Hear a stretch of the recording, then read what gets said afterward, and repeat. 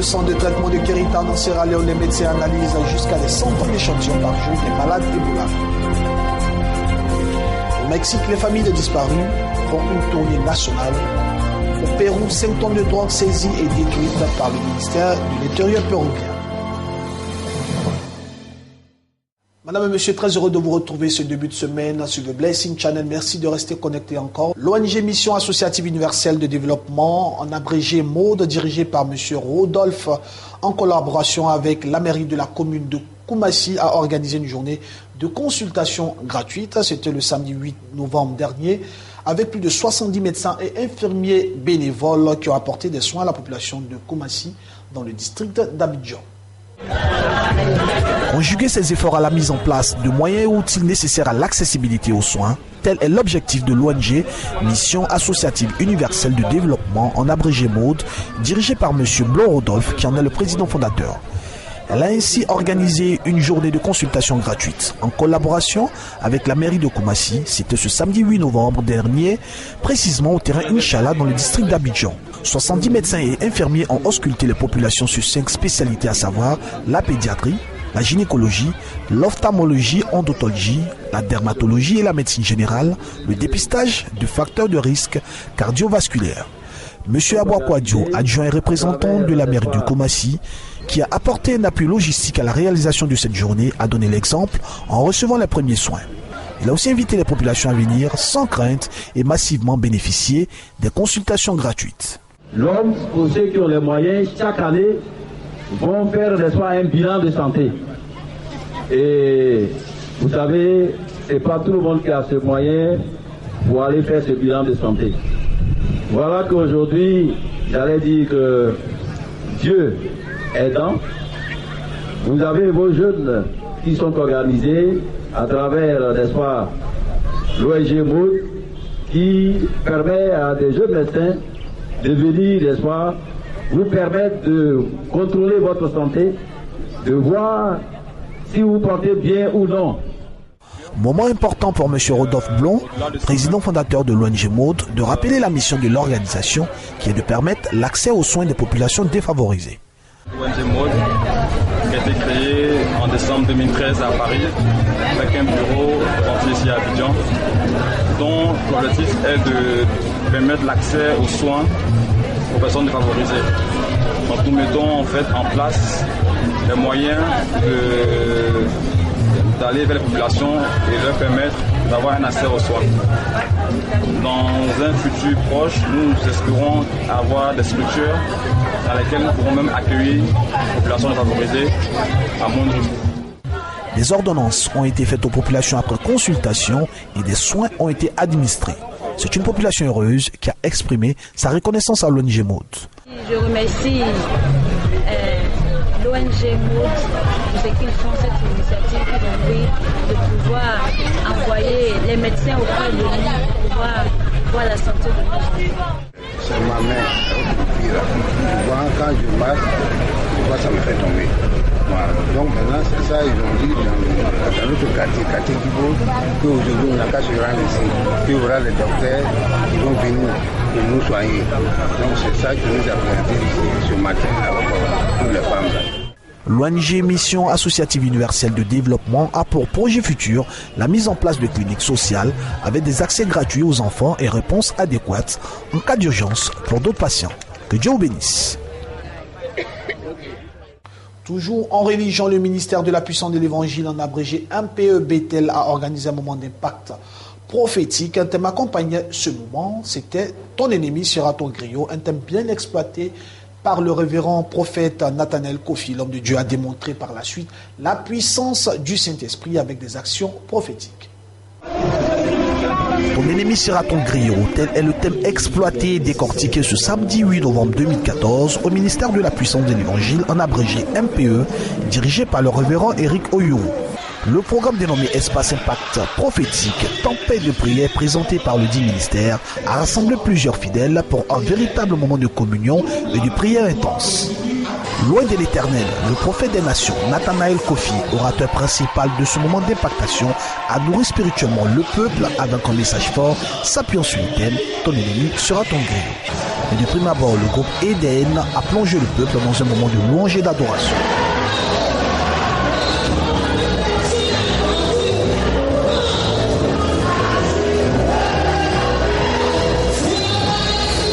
Le prophète Nathanaël est allé en eau profonde pour sortir les mystères de la parole, s'appuyant sur le livre de Esther, chapitre 5, verset 9. Je veux que tu fasses partie dans ce dernier temps de la génération des personnes qui se disent des personnes.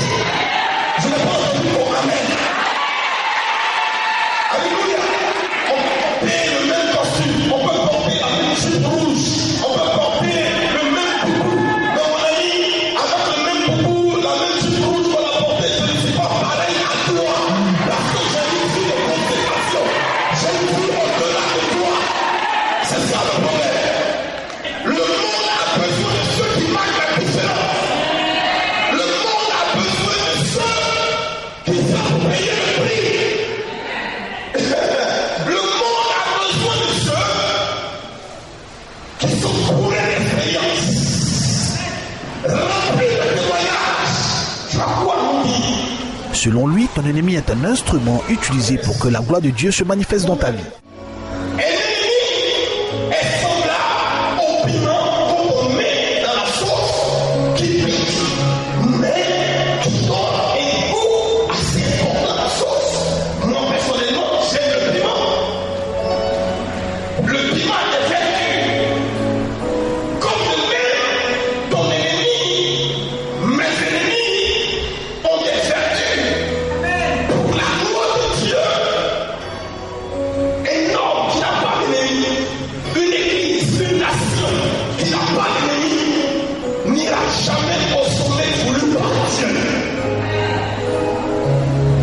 J'ai entendu certaines personnes dire souvent, mais Dieu est avec moi.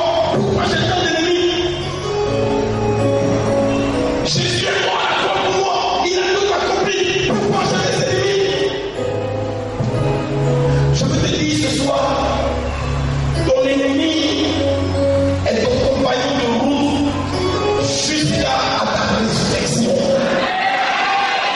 Le prophète Nathanaël, conduit par le Saint-Esprit, a rendu le ministère par des actions prophétiques démontrant la puissance et la manifestation du Saint-Esprit.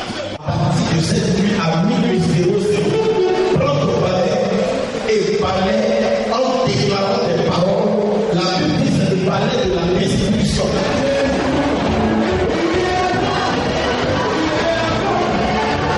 Ce programme de prière intense s'est achevé par des moments de proclamation. Et ce sont des fidèles heureux, bénis et fortifiés qui sont retournés chez eux. Que Dieu vous bénisse. Le bishop Dr Charles Kofi Niamé, dit prophète Unbreakable, fondateur du ministère international de prière pour la fondation de la destinée, a organisé un programme intense de prière et de restauration le lundi dernier au sein du dit ministère 6 dans la commune de Makori, dans le district d'Abidjan. Il faut le souligner, un moment de manifestation de la puissance du Saint-Esprit marqué par des actions prophétiques et des moments de délivrance. Suivons ce reportage. Confiez-vous en l'Éternel, votre Dieu, et vous serez affermis. Confiez-vous en ses prophètes et vous réussirez. Issu de 2 Chroniques chapitre 20 verset 20, tel est le leitmotiv du bishop Dr Charles Kofi Niamé, alias Prophète Unbreakable, président fondateur du ministère international de prière pour la fondation, en anglais qui signifie Destiny Foundation Prayer Ministries International, 6 dans la commune de Cocody, dans le district d'Abidjan. Ce lundi 10 novembre 2014, les fidèles sont venus très nombreux pour participer à un moment de prière intense et de restauration. Un moment spécial de communion avec le Saint-Esprit. L'atmosphère chargée par l'intercession, la louange et la prière ont planté les décors pour la manifestation de la puissance du Saint-Esprit. Le bishop Dr Kofi Niamé, dit prophète Unbreakable, a situé l'objectif de ce programme de restauration et de délivrance. Les gens souffrent. Pourquoi? Regarde, il y avait une femme. Elle perdait le sang. 12 mauvaises années. Un jour. Elle a dit non. Partout se trouve, je vais le chercher. Et si je touche ces vêtements, je crois que j'aurai la guérison. C'est la foi. C'est une décision. Elle a changé sa décision. C'était l'écoulement de la maladie qu'elle avait. Les gens l'abandonnaient. Sa vie était arrêtée. Mais un jour, elle a changé sa destinée. Et dans ce programme, c'est change ta destinée. Tu me regardes. Ta vie est différente. Tu n'arrêtes pas de parler. Tu ne travailles pas. Tu veux la promotion.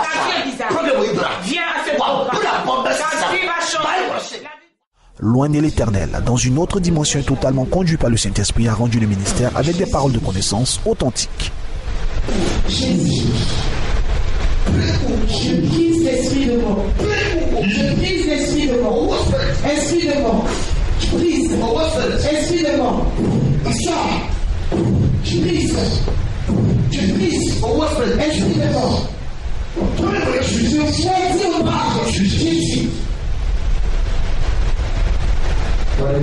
Seigneur, je te remercie. Amen. Ce programme a pris fin par des moments de bénédiction. Le bishop Dr Kofi Nyamie, dit prophète Unbreakable, donne rendez-vous aux participants tous les jours de la semaine pour des délivrances et moments de prière intense. Que Dieu vous bénisse. Actualité internationale à présent, le virus Ebola au Libéria dans ce pays d'Afrique de l'Ouest dévasté par l'épidémie d'Ebola. L'état d'urgence sanitaire en vigueur depuis le 6 août dernier a été levé, mais la lutte continue. Le Libéria lève l'état d'urgence mais reste très vigilant face à Ebola. Signe d'espoir pour l'Afrique de l'Ouest, le pays le plus touché par la fièvre hémorragique n'a pas prorogé cette mesure exceptionnelle. Elle était en vigueur depuis le mois d'août dernier. La présidente du Libéria, Ellen Johnson Sirleaf, s'est félicitée du chemin parcouru, même si la bataille n'est pas encore gagnée contre la maladie, dit-elle. Aujourd'hui, nous pouvons tous être fiers des progrès accomplis. Mais notre pays n'est pas encore libéré d'Ebola. Il ne le sera que lorsque nos voisins le seront aussi. Le Libéria respire donc un peu, mais en Guinée et en Sierra Leone, l'épidémie poursuit son rythme accéléré. Et le Mali tente à son tour de juguler la contamination. À Bamako, 2 nouveaux cas ont été diagnostiqués et un infirmier est décédé mardi de la maladie.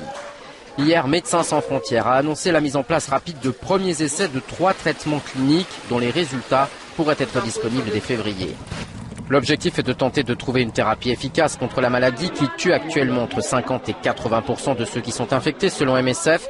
D'après le dernier bilan communiqué mercredi par l'OMS, l'épidémie a déjà fait plus de 5100 victimes sur plus de 14 000 cas. Parlons toujours du virus Ebola, cette fois-ci en Sierra Leone, dans le centre de traitement de Kerry Town en Sierra Leone. Les médecins analysent ainsi jusqu'à des centaines d'échantillons par jour de malades d'Ebola.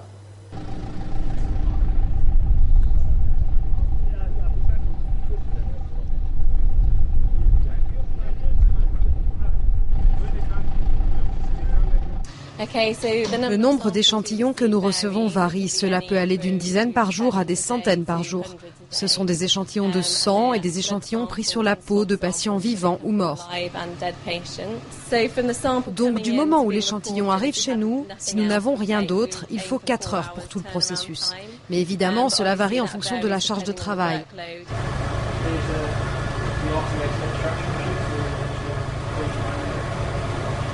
Nous sommes très contents de ce que nous avons fait, mais il reste encore du chemin. Au Burkina Faso, armées et civils ont approuvé le jeudi dernier soir à l'unanimité une charte fixant ainsi les institutions de la transition du Burkina Faso, étape très importante vers une remise du pouvoir des civils par les militaires qui le détiennent depuis le 31 octobre dernier.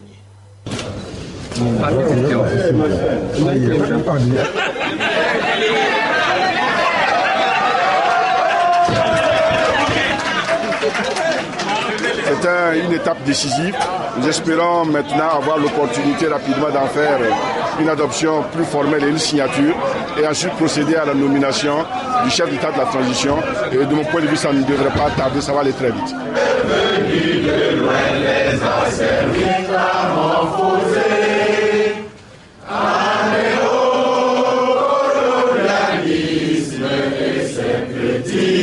Aujourd'hui, la charte a été adoptée, elle a été adoptée par tous. Personne ne peut la remettre en question. C'est un travail qui a été vraiment très bien mené, très bien fait, qui fixe effectivement la voie à suivre pour approfondir réellement notre démocratie. Il faudra l'assurer pour permettre effectivement à notre population de prendre son destin en main et de voir avec maintenant d'organiser les élections en novembre 2015 et pour pouvoir mettre en place un gouvernement qui ne joue pas avec le peuple. qui respecte les textes, qui croit à son destin et qui construit son développement, qui construit la démocratie et qui respecte les droits de l'homme.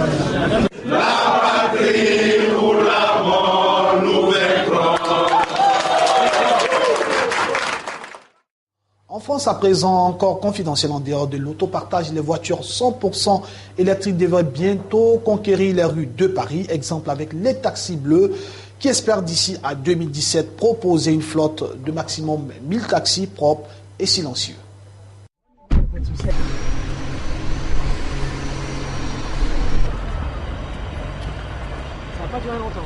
Aujourd'hui, c'est des voitures qui coûtent cher, mais les subventions, le bonus de l'État de 6 300 € ajouté aux subventions de la mairie de Paris pour les taxis et aux économies de carburant, quelques milliers d'euros par an, cela fait qu'un véhicule comme celui-là revient à peu près au prix de revient d'un véhicule thermique, d'une berline thermique haut de gamme.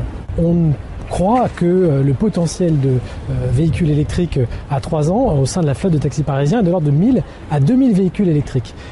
On est aujourd'hui une profession extrêmement réglementée, les taxis sont extrêmement réglementés, donc on a besoin d'un petit coup de pouce réglementaire pour accélérer le renouvellement des véhicules et proposer aux chauffeurs de remplacer leur véhicule thermique par un véhicule électrique.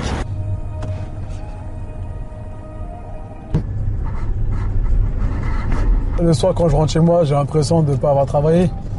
Parce qu'en fait, ce qui nous fatigue, nous, taxis, c'est les vibrations à bord. C'est les vibrations, le bruit du moteur. Et le fait que là, il n'y a pas de bruit dans la voiture, c'est super reposant. Ouais. À présent, en Grèce, protestation contre la fermeture de campus universitaires, une manifestation avec une coïncidence particulière en marge du sommet qui se tient ce lundi pour la commémoration des soulèvements estudiantin du 17 novembre 1973. Une manifestation qui dégénère à Athènes, en Grèce. Ce jeudi, des étudiants ont protesté contre la fermeture de leur campus universitaire durant 5 jours. Fermeture coïncidant avec la commémoration du soulèvement estudiantin à Athènes contre le régime des colonels. C'était le 17 novembre 1973. Sur ces images amateurs, on voit la police charger les étudiants. 2 d'entre eux auraient été blessés. Chaque 17 novembre, les étudiants organisent une marche dans les rues d'Athènes et convergent vers l'ambassade américaine, Washington restant accusé d'avoir soutenu le régime dictatorial en Grèce. Ces dernières années, toutefois, se sont greffées à cette séquence mémorielle des revendications plus sociales, et notamment la critique des politiques d'austérité conduites par les gouvernements successifs depuis la crise budgétaire. Le secrétaire d'État américain John Kerry a affirmé le jeudi dernier à Amman que des engagements fermes avaient été pris pour faire baisser les tensions à Jérusalem-Est après une réunion avec le Premier ministre israélien Benjamin Netanyahu au sujet de l'esplanade des mosquées.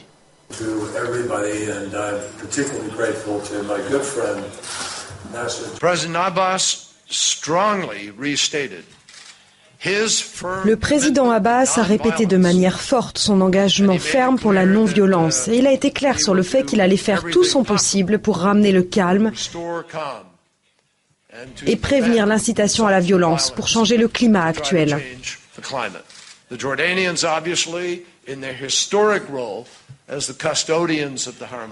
Les Jordaniens ont un rôle historique en tant que responsables de l'esplanade des mosquées avec les Israéliens. Ils travaillent ensemble depuis 1967 et ils sont en train de travailler pour une réduction des tensions.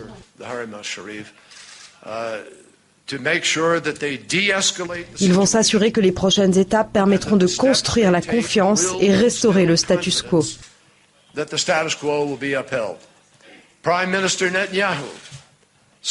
Le Premier ministre Netanyahou a affirmé à nouveau l'engagement d'Israël pour respecter le status quo sur l'esplanade des mosquées. Pour mettre en place ces étapes, le roi Abdallah a accepté de continuer à prendre des mesures affirmatives pour ramener le calme et mettre en place des mesures concrètes pour éviter une nouvelle escalade de la violence. Au moment où la transition démocratique en Birmanie bute sur de réels obstacles, le président américain Barack Obama a appelé à Rangoon, aux côtés de l'opposante San Suu Kyi, à des élections libres et équitables. Ces 2 dernières années, des changements importants ont été accomplis. L'économie a commencé à décoller, les prisonniers politiques ont été relâchés, il y a plus de journaux et de médias, les enfants soldats ont été libérés. Ce sont des changements importants qui ont ouvert des opportunités pour le peuple birman.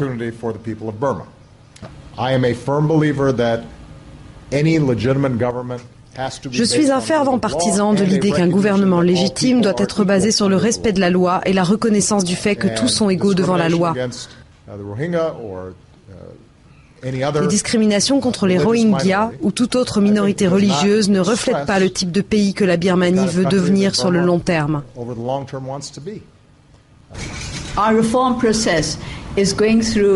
Notre processus de réforme passe par une période mouvementée, mais cette période chaotique peut être négociée avec de la volonté et l'aide et la compréhension de nos amis à travers le monde. Et j'ai une confiance absolue dans le fait que les États-Unis continueront de nous soutenir en ce qui concerne la transformation démocratique et que quand la Birmanie deviendra pleinement une démocratie, en accord avec la volonté du peuple, nous serons capables de dire que parmi ces amis qui nous ont permis d'en arriver là, figurent en première place les États-Unis.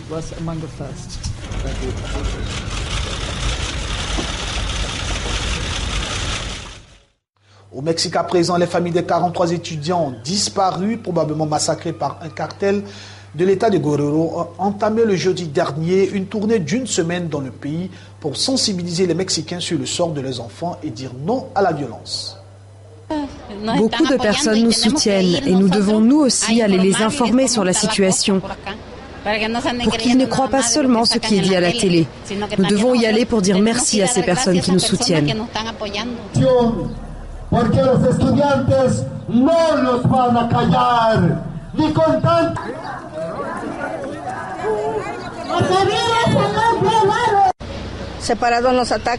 Si on est divisé, on est attaqué et le mouvement ne va pas continuer. Et nous voulons dire à toutes les personnes où nous allons qu'elles s'unissent à nous. Si elles ont connu des enlèvements, des meurtres ou toute autre chose de mal, qu'elles s'unissent à nous.